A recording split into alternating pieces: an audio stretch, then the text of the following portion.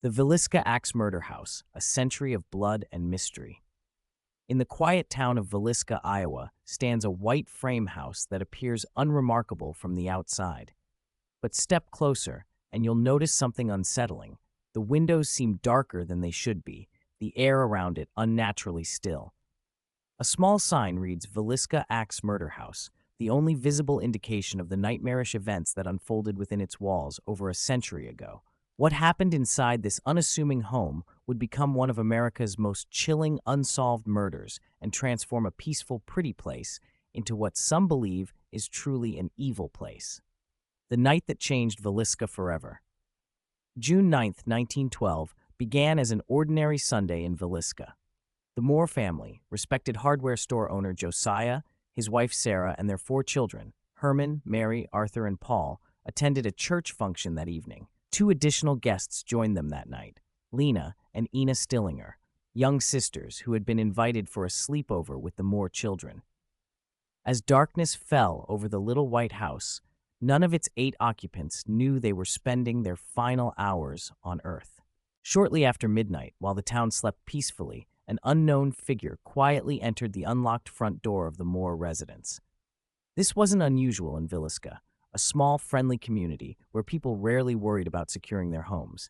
The intruder carried 2 things: an oil lamp dimmed so low it provided just enough light to navigate the darkness, and an axe.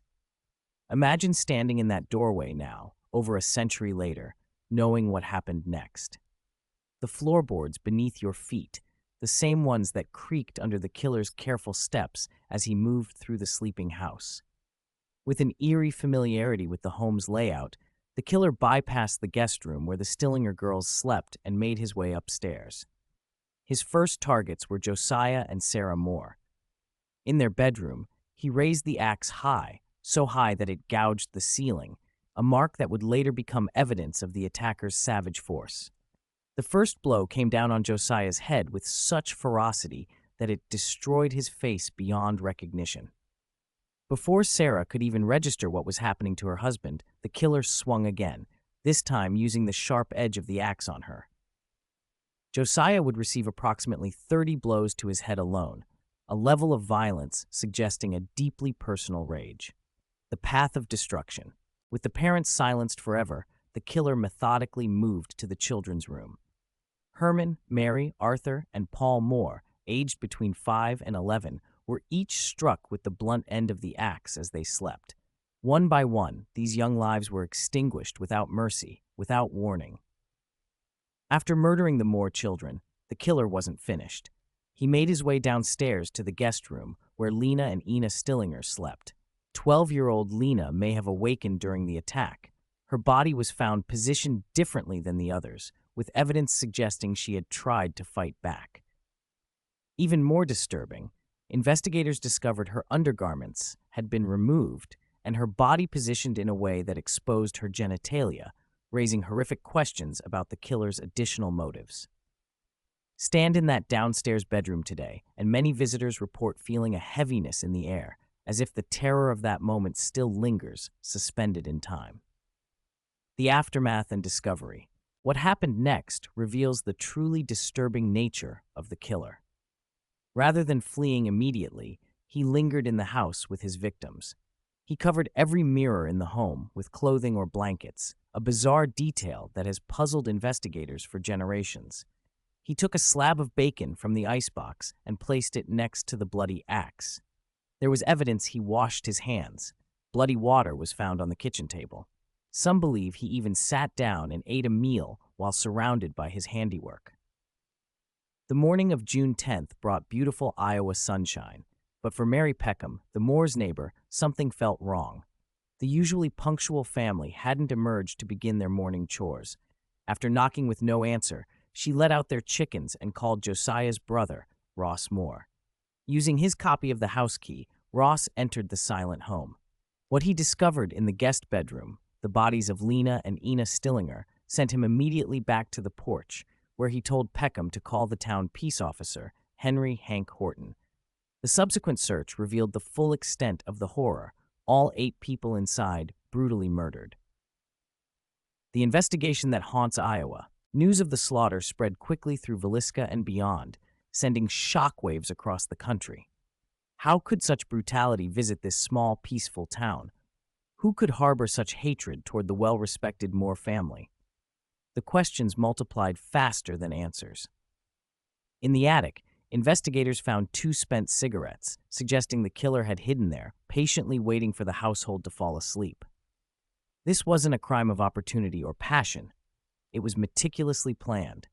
The killer knew the layout of the home, knew the family's schedule, and executed his plan with chilling precision. A lengthy investigation yielded several suspects. One in particular, Reverend George Kelly, a traveling minister known to have been in town that day, was tried twice for the murders. The first trial ended with a hung jury, and the second with his acquittal. More than a century later, despite the efforts of countless investigators, the case remains officially unsolved. A house transformed by tragedy today, the Villisca Axe Murder House stands restored to its 1912 appearance, a preserved moment in time where tragedy forever altered a community. The house that was once described as a modern farmhouse, built in 1868 for George Loomis, purchased 9 years before the murders by Josiah Moore, is now a macabre tourist destination. For decades, the town of Villisca tried to move beyond the shadow of the murders. The name Villisca itself is believed to come from a Native American word meaning pretty place, though some locals grimly note it might have been confused with Waliska, meaning evil place, a far more fitting description after the bloodshed of 1912. When past horrors touch the present. But the story of the Villisca Axe Murder House doesn't end in 1912. In November 2014, a disturbing echo of the past occurred when 37-year-old Robert Stephen Lorson Jr. of Rhinelander, Wisconsin, was conducting a paranormal investigation in the house with several others. At approximately 12:45 a.m., almost the same time the original murders are believed to have occurred, Lorson's companions heard him call for help while he was alone in one of the rooms.